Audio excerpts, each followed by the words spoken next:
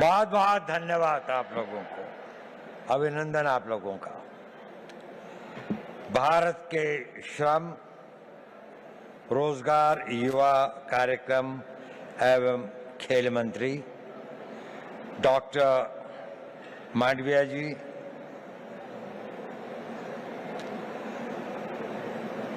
इस विभाग की सचिव श्रीमती पल्लवी गोयल, क्षमा कीजिएगा, और हमारी मिनिस्टर ऑफ स्टेट रक्षा खड़से जी और एडिशनल सेक्रेटरी श्री मिश्रा जी, प्रतिष्ठित यहाँ पर उपस्थित सभी लोगों को, और विशेषकर इस सभागार में उपस्थित 3000 वो युवा जो एक बड़े भारी कंपटीशन के बाद यहाँ पर आए हैं, उन सब का मैं अभिनंदन करता हूँ। मैं आभारी हूँ माननीय मंत्री जी का, जिन्होंने मुझे यहाँ आने का ये अवसर दिया। थोड़ा असमंजस था मुझे, मैंने कहा भी कि मेरा क्षेत्र, मेरा अनुभव यूथ के साथ उम्र का एक बड़ा भारी गैप, आप लोगों में से अधिकतर मेरे से 60 वर्ष से अधिक छोटे हैं।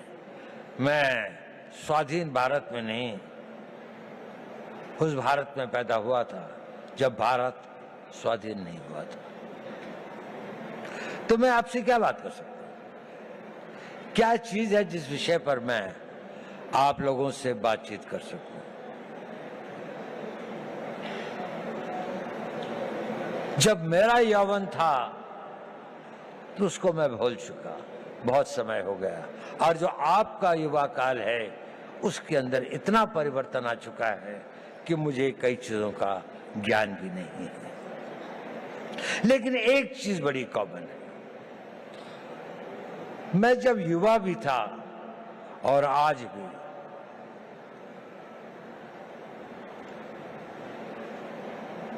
एक चीज का मैंने देखा, वो हमेशा आपके साथ चलती है, आपको पता हो या ना हो,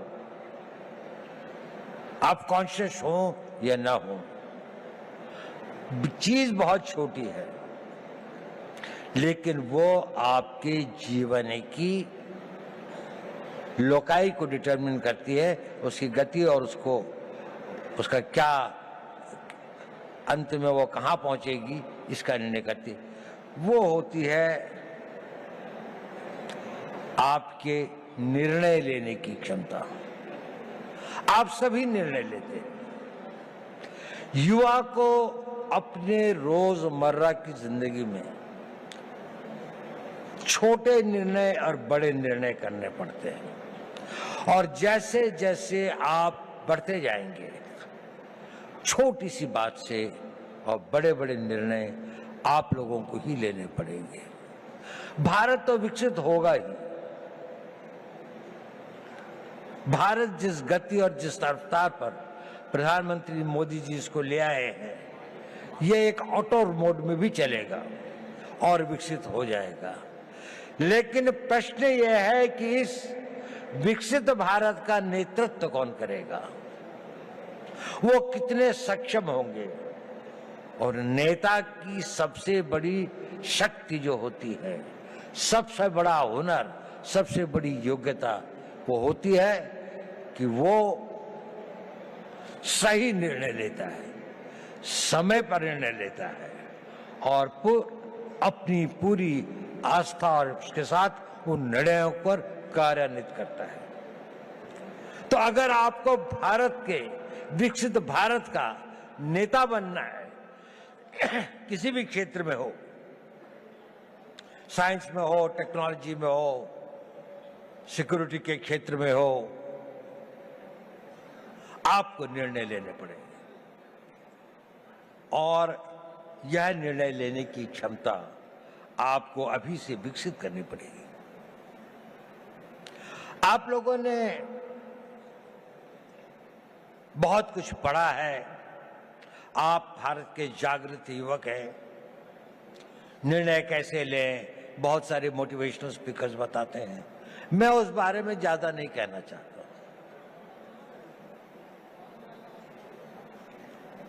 मैं छोटी सी बात कहना चाहता हूं, आप जब निर्णय लें तो आज के लिए नहीं, अपने आने वाले उस भविष्य के लिए निर्णय लें।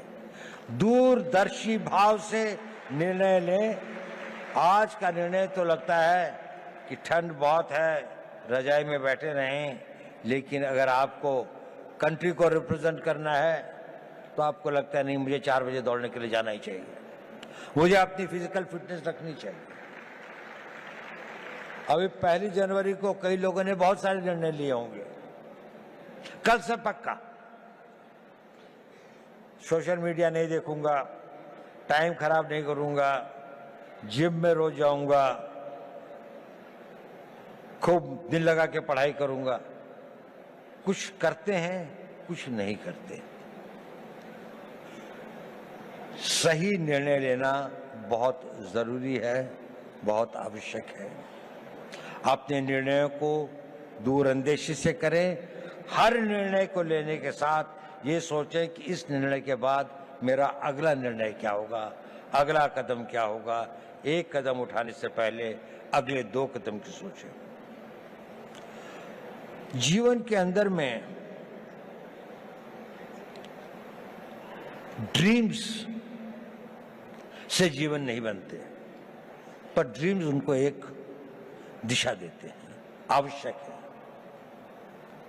उन ड्रीम्स को डिसीजंस में बदलना पड़ता है और उन डिसीजंस को लाइफ की रियलिटीज में बनना पड़ता है।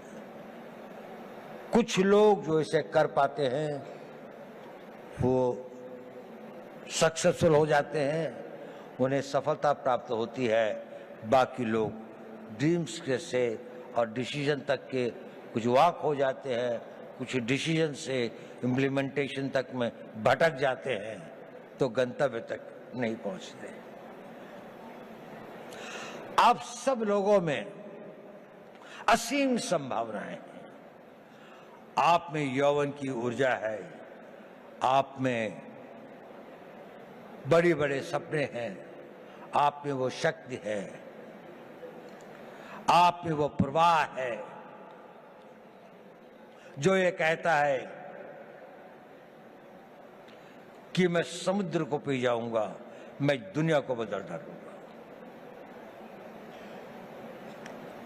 उस तरह की शक्तियों को लेकर आप आए हैं और आप बहुत भाग्यवान हैं कि आप उस भारत में पैदा हुए हैं, एक स्वतंत्र भारत में। ये स्वतंत्र भारत हमेशा ऐसा नहीं था जितना स्वतंत्र आपको दिखाई देता है।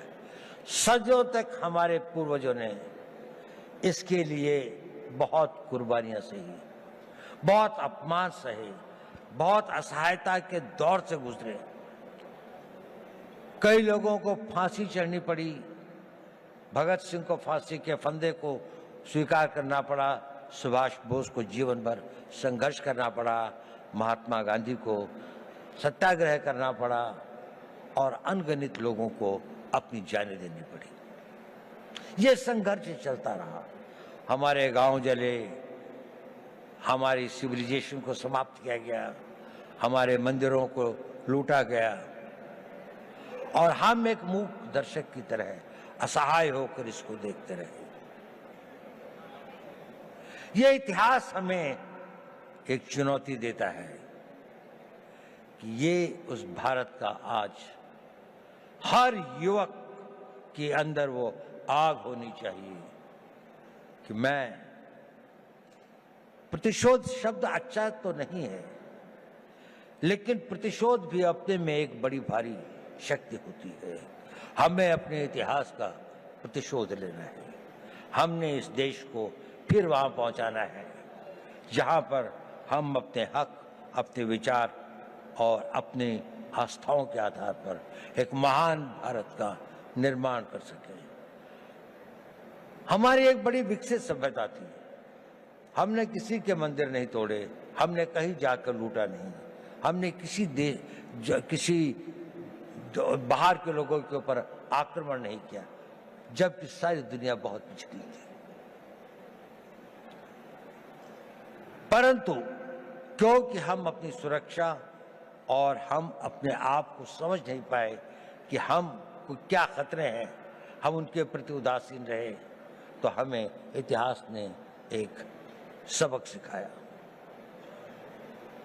क्या हमने वह सबक सीखा? क्या उस सबक को हम याद रखेंगे? अगर आने वाली पीढ़ियां उस सबक को भूल जाएंगी तो ये इस देश का सबसे बड़ा ट्रेजेडी होगी। सेंट पीटर्सबर्ग के अंदर में एक बहुत बूढ़ा रवि रहता था, यू। वहां का जो बिशप था वो दोनों बहुत दोस्त थे। तो एक दिन बिशप उसके घर पे आया तो रवि जो था करीब 80-85 साल का था, तो उसकी आंखों में आंसू थे। उसने कहा, रवि क्या बात है, आज तुम उदास लग रहे हो? नहीं, उसने कहा, सोच रहा था। उसने कहा, क्या सोच रहे थे? उसने कहा, मैं ये सोच रहा था कि जूस का क्या होगा।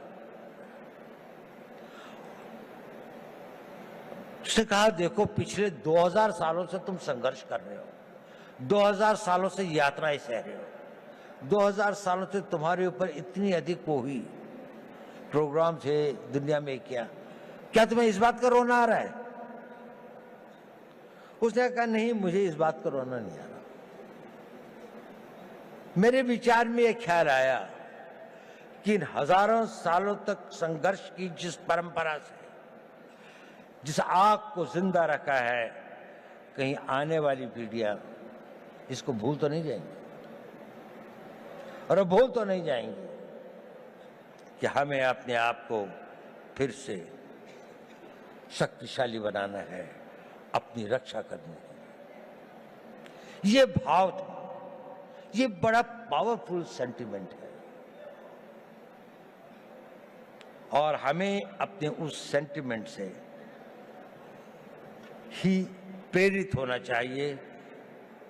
कई सारी ऐसी बातें होती हैं हमारे ऊपर, कई सारे इस तरह के आघात होते हैं जिससे हमें लगता है कि अगर हमारे साथ में अन्याय हुआ है, अगर हमारे साथ दुर्व्यवहार हुआ है, हमारे गांव जलाए गए, हमारी मातृशक्ति का अपमानित किया गया, तो इसका हम भी अपने आप को इतना मजबूत करेंगे, हर रूप से, आर्थिक रूप से, रक्षात्मक रूप से, टेक्नोलॉजी के रूप से, हर क्षेत्र में हमें आगे बढ़ना है। तो मैंने ये बताया कि आवश्यक है कि आप जीवन में सही निर्णय लें और निर्णय लेने की शक्ति बनाएं। मैं उस पर ज्यादा नहीं बोलूंगा क्योंकि आप लोग काफी जागरूक हैं। मैं एक दूसरी बात पे कुछ कहना चाहता हूं। प्रश्न इस बात का ये जरूरी है कि आप सही निर्णय लें, लेकिन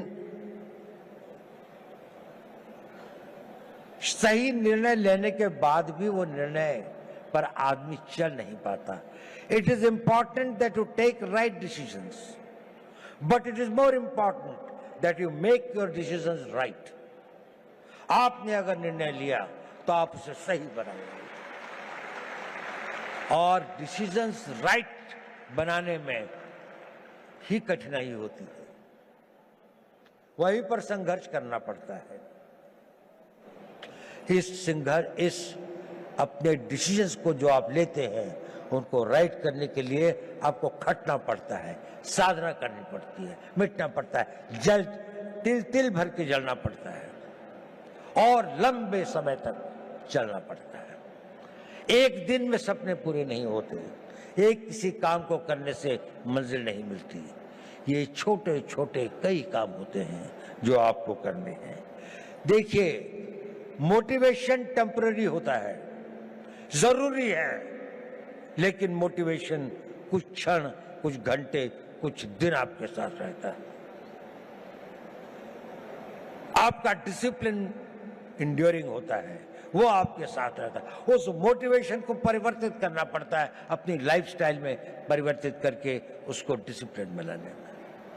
जब आपके जीवन का वो भाग हो जाता है तो कुछ दिनों में वो आपका आदत हो जाती है और फिर वो परमानेंट हो जाता है।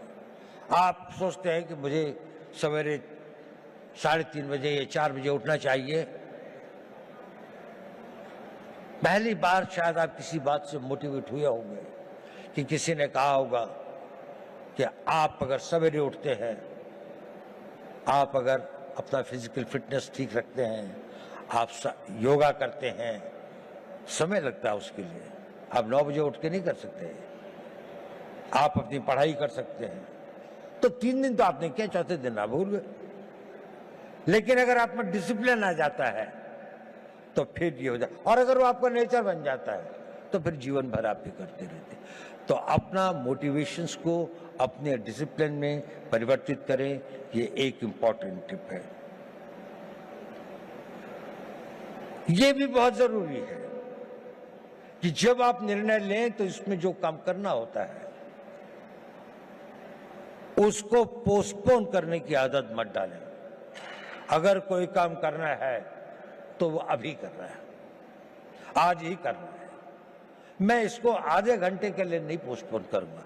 अगर आपने उसको पोस्टपोन किया तो ये भी हैबिट फॉर्मिंग होता है, यह आपकी आदत बन जाएगी और आप जीवन में अच्छे कामों को करने की इच्छा तो होगी, लेकिन आप उसे पोस्टपोन करते जाएंगे। पोस्टपोन मत करिए। दूसरी बात, कभी कभी किसी कारणों से व्यवधान हो भी जाए तो don't quit. Tenacity is a very important power. आपकी लगन, उस लगन के साथ में लगे रहें, क्विट मत करें, सरेंडर मत करें।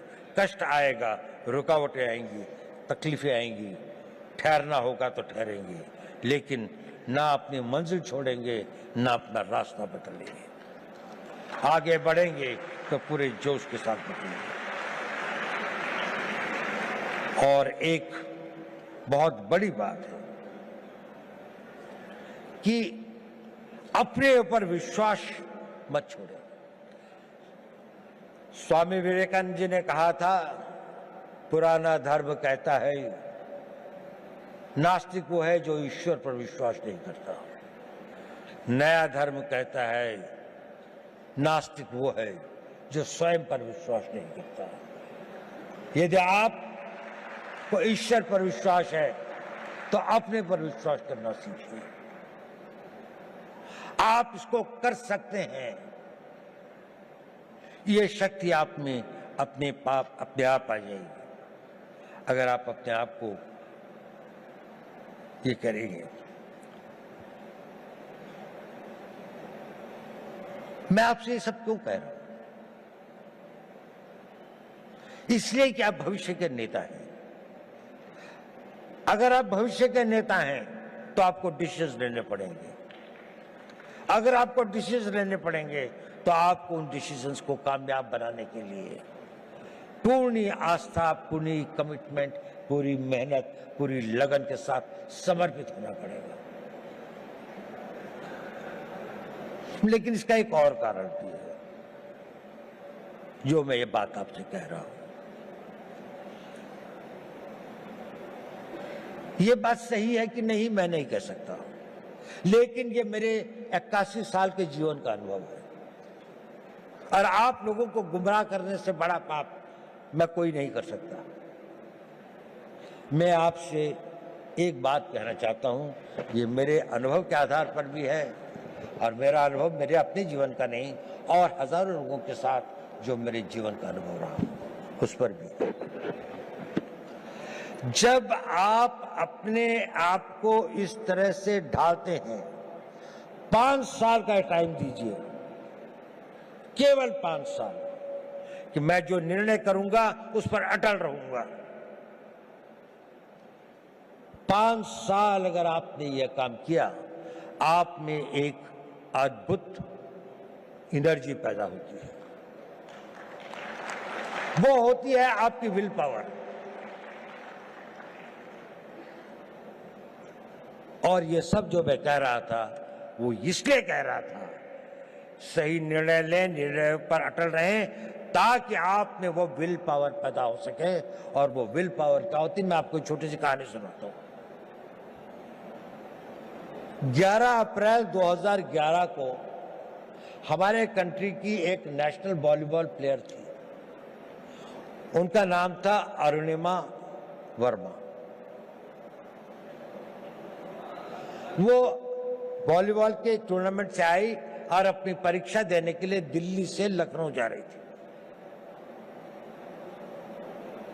बरेली के पास कुछ डकैतों ने उस पर हमला कर दिया और लोगों से सामान लूटने लगे। अधिकतर लोगों ने दे दिया। उसके गले में चेन थी, उन्होंने चेन खींचने की कोशिश करी, उसने रेजिस्ट किया, उसने नहीं दी चेन। उन लोगों ने उसे ट्रेन से बाहर कर दिया। वो बहुत बुरी तरह से लहूलुहान हो गई। दुर्भाग्य देखिए, उसी समय दूसरी ओर से एक ट्रेन आ रही थी और वो ट्रेन से उसका पांव कट के अलग हो गया। रात के 2 बजे का समय था।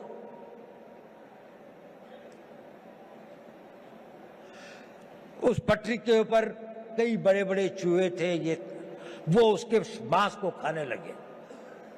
वो वेदना में करा रही थी पर कोई नहीं था। उस सुनसाने में, उस वीराने में कोई नहीं था। वो लहूलुहान, उसका बहुत खून बह चुका था। सवेरे लोग वहां पहुंचे तो उसको उठाया, ले गए। नेशनल प्लेयर थी, दिल्ली लाए, all India institute of medical sciences में उसका उपचार हुआ।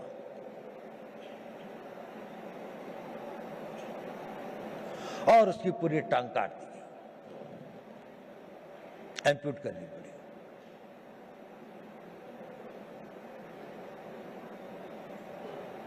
वो बिल्कुल एक विकलांग होकर अपने घर में पड़ी थी, लेकिन उसने ये इरादा किया कि नहीं, मैं विकलांग नहीं हूं, मैं माउंट एवरेस्ट पे चढ़ूंगी।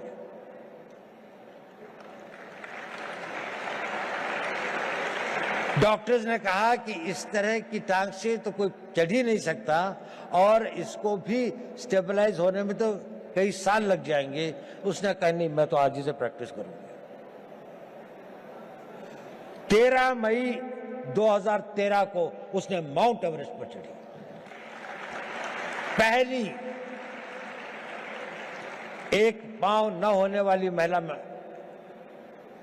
एक आर्टिफिशियल उसके साथ में, और वही नहीं, सबसे पहले चढ़ी टॉप पर। जो पूरा गैंग ग्रुप था उसके अंदर में वही बेस कैंप से सबसे पहले आती थी।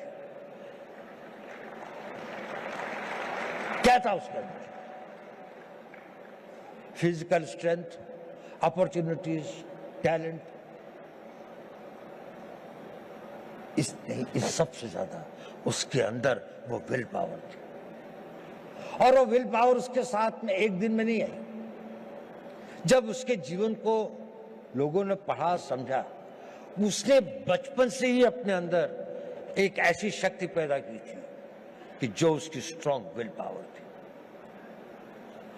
मैं चाहता हूं कि आप लोग इस 5 साल के शेड्यूल को फॉलो करें।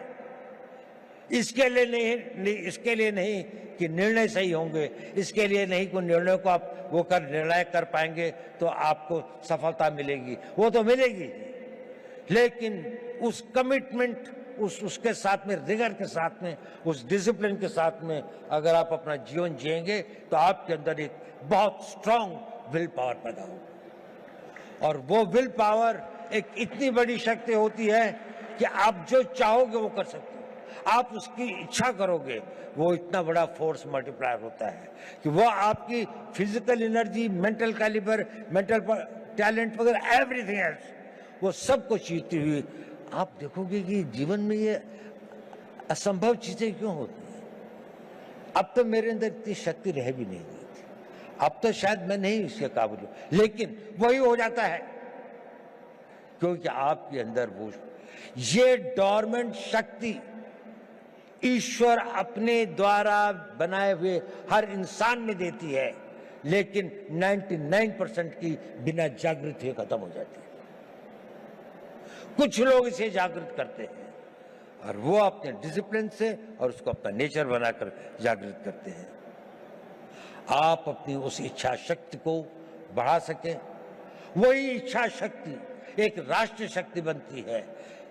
लड़ाई क्यों लड़ते हैं हम लोग? कोई हमसे साइकोपैथ थोड़ी हैं कि दुश्मन की लाशें हों, डेड बॉडीज पड़ी हों, कटे हुए गटे हों तो हमें कोई बहुत संतोष या बहुत सुकून मिलता है। इसके लिए नहीं रहती लड़ाई।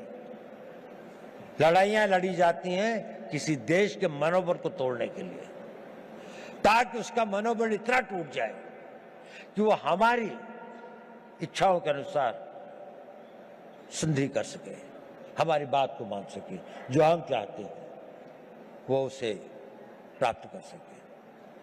जब आप लोगों में इच्छा शक्ति होगी तो राष्ट्र का मनोबल बनेगा। The will of the nation जिसे कहते हैं कि जिसके लिए लड़ाइयां लड़ी जाती हैं। आज भी आप देख लें, जितनी भी लड़ाइयां हो रही हैं, जितने भी संघर्ष हो रहे हैं, कोई ना कोई कंट्री अपनी बात को दूसरी के ऊपर में थोपना चाहता है, उसके लिए वो शक्ति का प्रयोग कर रहे हैं। अगर आप इतने शक्तिशाली हैं कि कोई इसको ना कर सके तो आप हमेशा स्वतंत्र रहेंगे।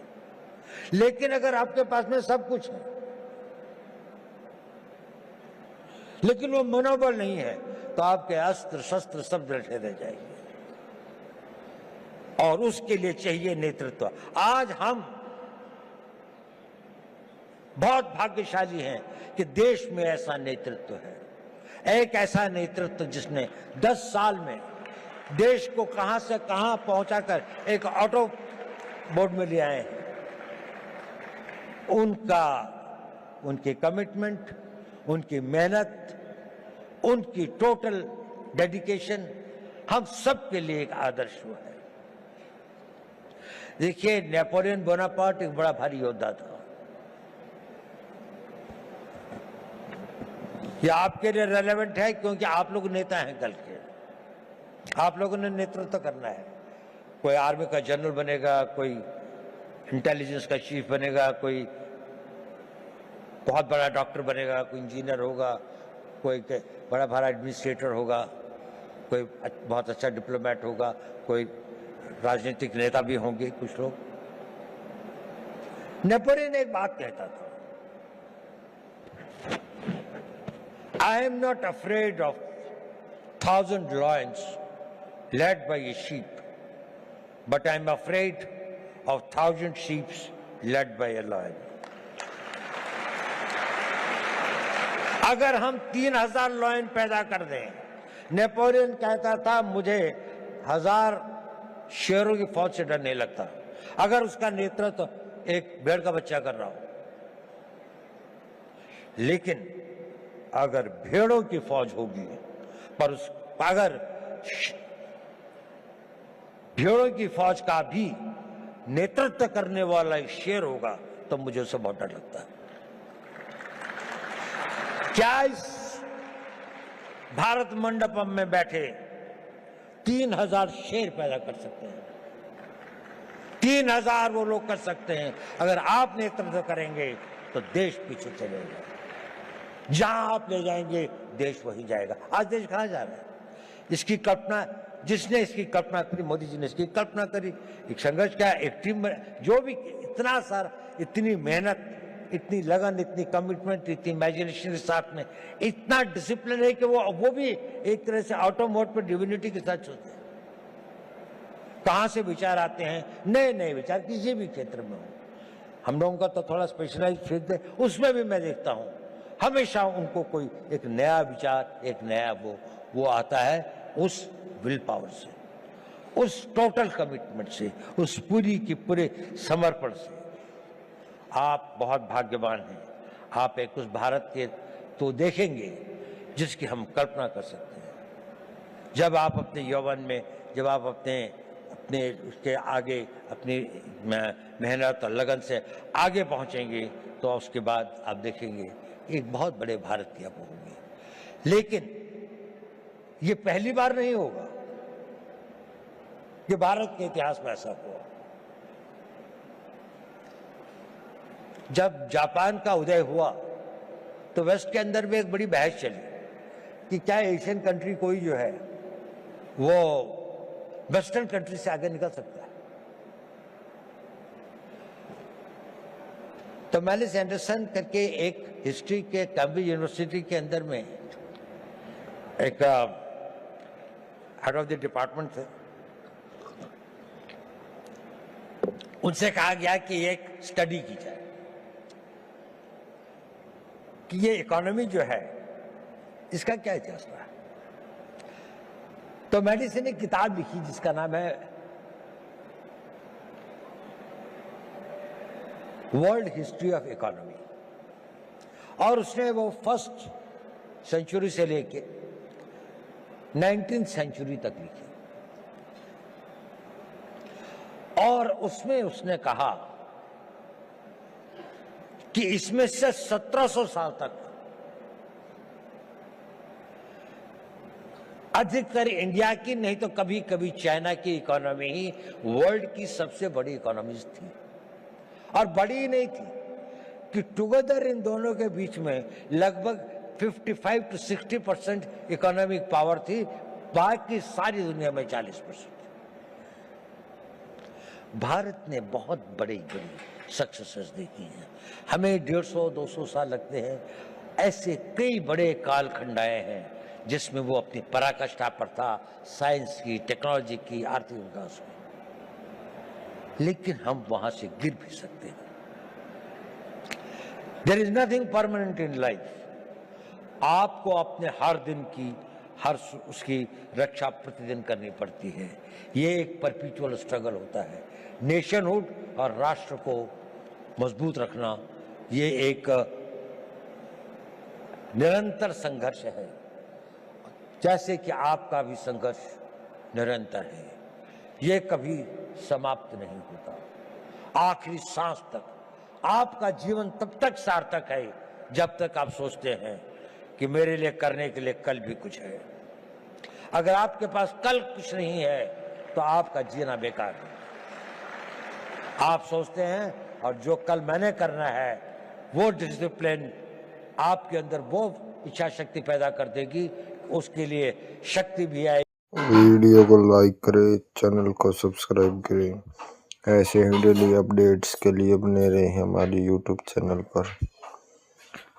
रोज नई खबरें देखने के लिए सब्सक्राइब करें।